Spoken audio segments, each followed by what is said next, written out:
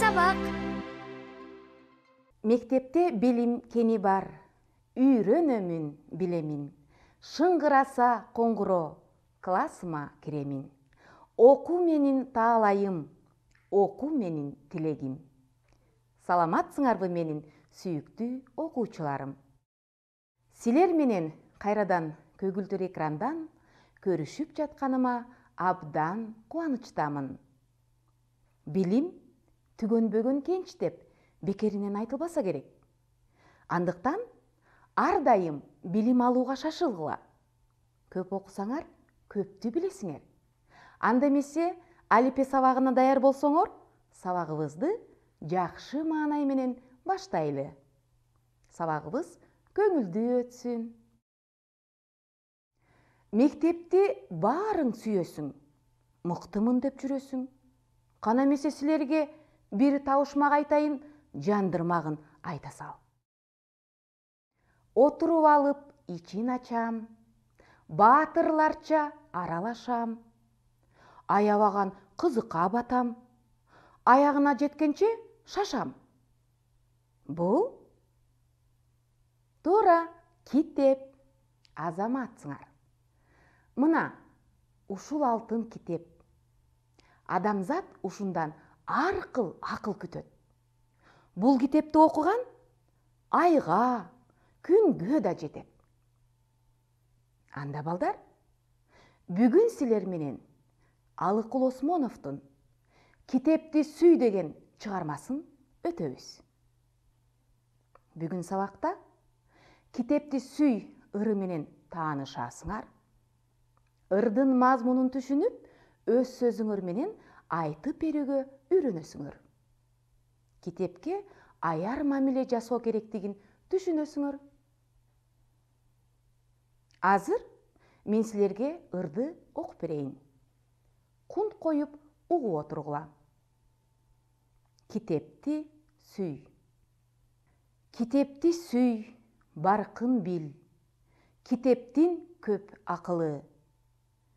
Ким китепке дос болсо, ал ошонун жакыны.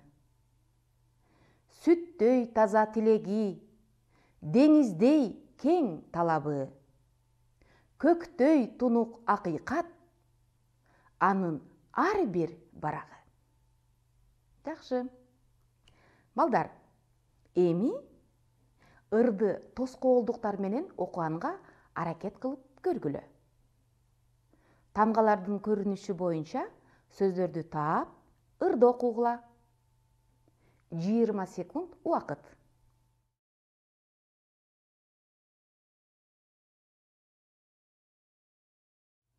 Кана, эми баарыбыз чогуу окуп көрөлү.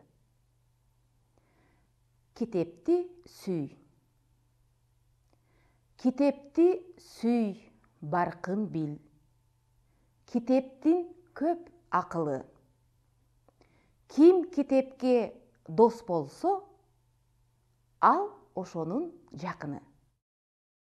Сүттөй таза тилеги, деңиздей кең талабы.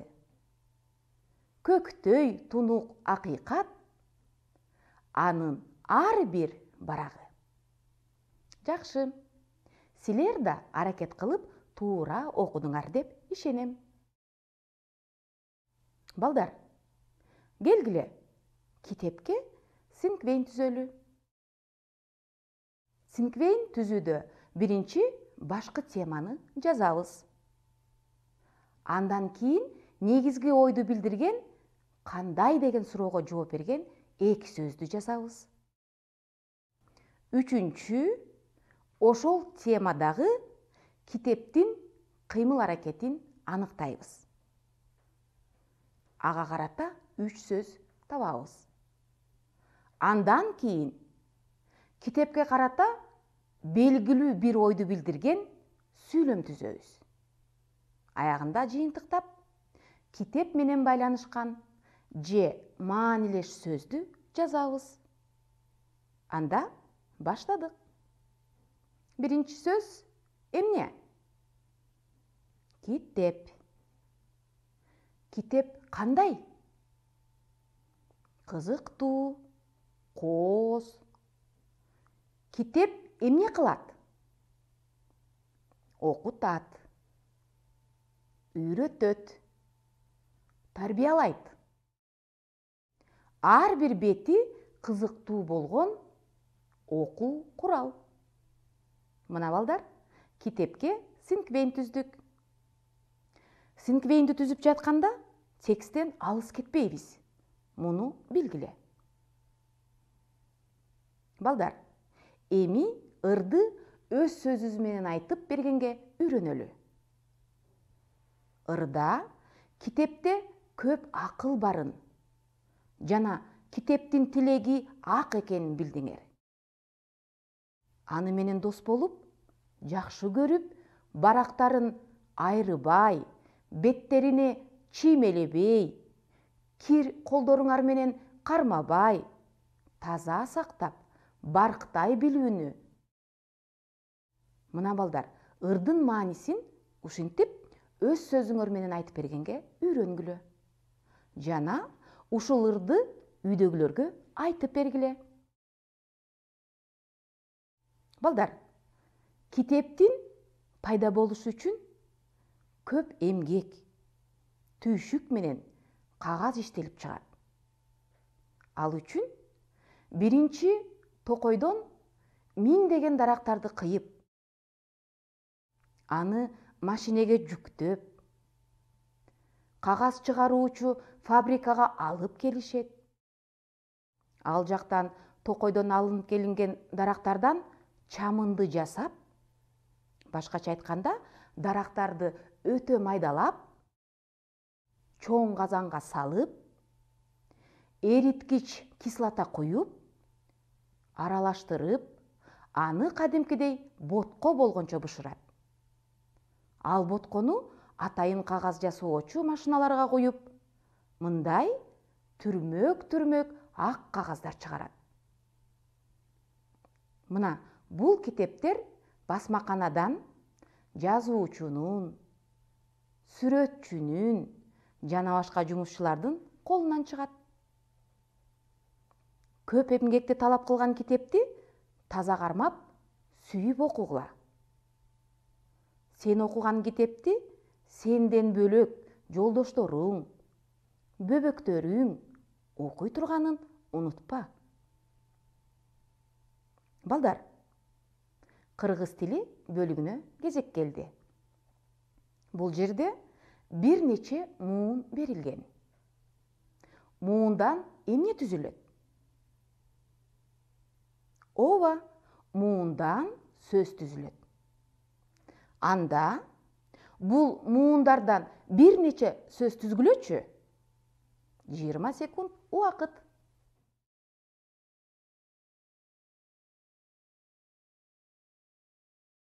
Эми түзгөн сөздөрүңөрдү салыштыргыла. Биринчи сөз китеп, дарак, кагаз, таза, билим. Жакшы. Биз айлана чөйрөдөгү ар кандай нерселерди, кубулуштарды көрөбүз, угабыз, сезебиз. Аларды сөздөр менен атап айтабыз. Сөз бир маанини билдирет. Балдар, азыр нерселердин атын атап, дептериңерге жазгыла. Силер эмне жаздыңар? Ооба, сөз жаздыңар. Анда сөздөрдү текшергиле. Гүл, түлкү, жалбырак. Бул сөздөр канча муундан түзүлдү? Ооба, гүл бир муундан түзүлдү. Түлкү 2 муундан түзүлдү. Биринчи мууну түл, экинчи мууну күү. Жалбырак 3 муундан түзүлдү. Биринчи мууну жал, экинчи мууну б, үчүнчү мууну рак. Демек балдар, сөз бир жана бир нече муундардан түзүлөт. Балдар, сүрөттөгү кесиптердин атын атап, кайсы сөз бул схемага туура келерин тапкыла. Биринчиси өтүкчү, ашпозчу, дыйкан,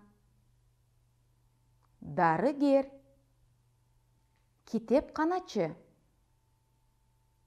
Ооба балдар, дыйкан деген сөз туура келди.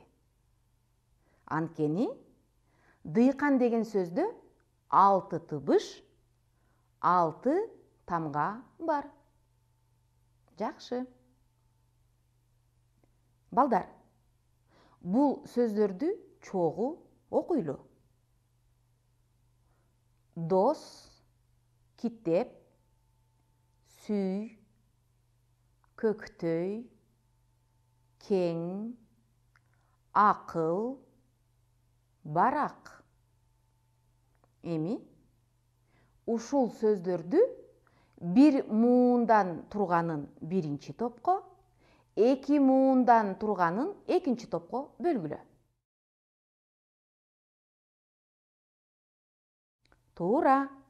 Дос, сүй,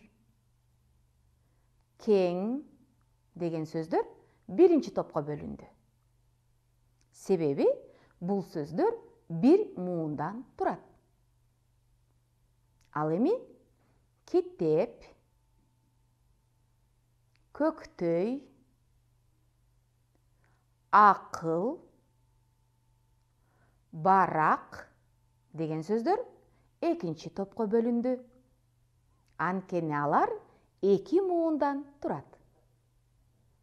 Жакшы. Эми балдар, сабагыбызды жыйынтыктайлы. Бүгүн сабакта силер Алыкул Осмоновдун Китепти сүй ыры менен тааныштыңар. Китептин пайда болушун билдиңер. Китептин маанилүү экенин, ага аяр мамиле жасоону түшүндүңөр. Чыгармачыл тапшырмаларды аткарып, талдоо ишин жүргүздүңөр. Ырдын мазмунун өз сөзүңөр менен айтып берүүгө үйрөндүңөр. Эң негизгиси, китептен көп нерсени үйрөнө тургандыгыңарды билдиңер. Китеп билим булагы, китеп билим чырагы. Бардык балдар мектепте китеп тилин угалы. Демекчи, мен силерди ар дайым китеп окууга чакырам. Китепти көп окусаңар, көптү билесиңер. Китеп менен достошкула. Бул жашоодо китептен сүйүктүү дос жок. Балдар, ушуну менен сабагыбыз аягына чыкты. Эмки сабакта көрүшкөнчө саламатта болгула.